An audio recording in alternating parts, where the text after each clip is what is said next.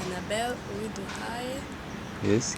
Yeah, ndi umunyeshuri muri kaminuza ya Kigali. Yes. Mu ishami rya finance.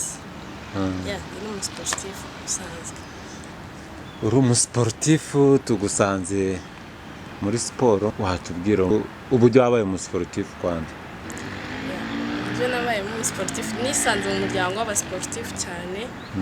Papa wanjye yari umucoach wa football, ari n'umucoach wa tennis.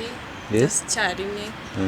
Rero nkaba obliged yo kubana n'abasportif muri ubwo buryo nyine biza kurangira nanjye nisanze muri sportif kuko urumva yari umutoci wa tennis. Byaje kugera aho ngaho niga tennis ndayimenya, niga koga ndabimenya, na football nabwo nkazajya njyamo ngakina.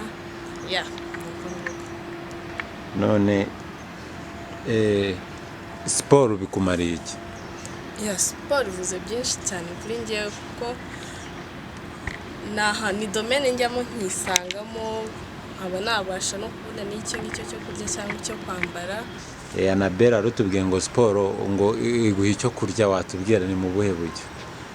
Yeah, kubera ko urumva byaje kugera aho ngaho nubwo covid yaje bigera aho ngaho nza kumva mfite n'impano yo kuba nafasha abana baba bafite ikibazo cy'umubyibuho ukabije, aba nabagabanyiriza kuri icyo kibazo cy'umubyibuho. Ubikora ute se? Sinzi, watubwira nyine uburyo wafashe icyo ukora deja ukora iki? Ubu ngubu icyo nkora ubu ngubu umunyeshuri nkaba ndi n'umusifuzi mu cyiciro cy'abagore mu Rwanda. Noneho uko mbikora, abana baraza bakansanga hano nkabafasha mu ma exercice agiye atandukanye bitewe n'uko umwana angana. Then mu gihe cy'amezi 2 baba batangiye kubona icyiza cya siporo. Ese nabo bana bonyine bafite ikibazo cy'umubyibuho ukabije cyangwa n'undi wese bigenda bite? Washaka kuza nawe namufasha kubera ko hari ama exercice agiye abatandukanye yageneye gufasha buri umwe wese, yaba umugore utwite, yaba umuntu nawe ufite ikibazo cy'umubyibuho ukabije. Si ngombwa ko buri gihe ikibazo cyose cy'umubyibuho gikemurwa na regime na siporo yagikemura cyari cyo kibazo. Ese tubwire nk'umuntu w'umukobwa, nta mbogamizi wabuhura nazo muri siporo, kubona abantu baba bakubonye wambaye ushyizemo tenue de sport zawe ugiye urimo uratoza abana? Ese nta mbogamizi, nta magambo baba bakuvugaho cyangwa wumva bakubwira iyo kuguca intege nk'umuntu w'umukobwa? Isi tubayemo nyine abantu benshi baba bumva ko umukobwa nta kintu yageraho, ariko nyine iyo wowe utangiye kubikora uri kubona ingaruka nziza zabyo bigutera courage. Nubwo nyine abantu baba bavuga ese uriya mukobwa azabishobora, ese bizagenda gute, uzahinduka umugabo, ibintu nk'ibi ngibyo, ariko iyo uri mu kintu gikunze ntabwo bita kumubwira. Ese tubwire kugira ngo utangire gutraining umwana wa mbere, uburyo deal yakozwe.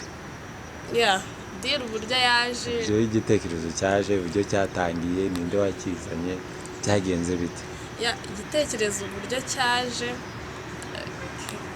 twari twagiye ahantu mu bukwe, noneho mpura n'umwana afite imyaka nk'icumi.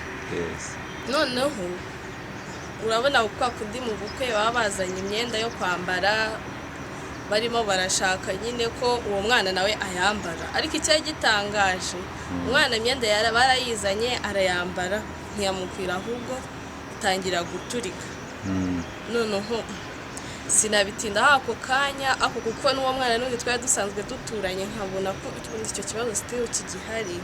Noneho umunsi umwe nyine nicaye ndatekereza, tuvuga se ko wenda yaba afite ikibazo n'iki sinamufasha, ubwo wenda baba batanyishyura cyangwa iki, njye nshobora kuba namufasha. Ufite njye nagiye kubisaba iwabo babwira ko ari ubufasha bisabiye. Noneho nyine ngeze mu rugo ababyeyi barankundira baranyemerera, nuko nyine ibijyanye byagenze. Niki gisabwa kugira ngo utoze umwana? ya igisabwa kugira ngo ntoze umwana baramuzana bakambwira ibiro afite nanjye nkamenya strategy ngiye gukoresha zo kuba namufasha kugabanya. ndavuga urumva watangiye utubwira ko hari uburyo bigira, hari uburyo bakwishyura, bigenda bite?